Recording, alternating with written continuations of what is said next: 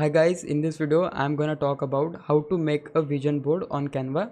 This is very easy. So before we start making our vision board, we will going to click on create a design, and here we need to select the size of our vision board. So in my case I'm going with custom size, and here I will going to pick 1080 by 1080 and we will going to click on create new design, and here we can easily make our vision board. So how you can do that, just go to the element section. Here you have to type grid, and then you will find many types of grids, and from that we can easily select. So whatever you want to pick, you can just go for that and pick it up. So suppose I like this one, so I have to click on this and just drag it to the project, and we can just resize it according to our need. So I will just place it like this. After that I will add some more grids so that our vision board looks good. So this is fine, so I will just press it here. You can see the dotted line, and by the help of this dotted line you can easily make your vision board easily. So we have successfully created our grid, and in this grid we are going to paste our photos.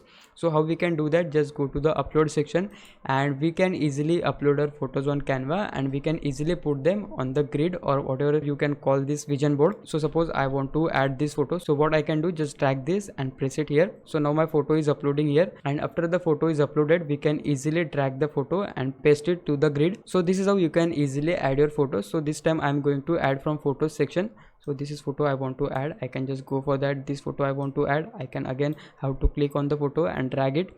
So this is how you can easily make your grid according to you. So if you want to show your creativity, you can go for that, because you can easily find many types of grids. So suppose I want to add grid of circle, I can just go for that. I have to click on elements, I will search here grid circle, and then I will find many types of grids. So I will just click here see all, and here you can find circle. And the best part is, after placing the photos on grid, you can still move your photos. So if I want to move it up, I can just go for that, and if I want to make it down, I can just go for that as well.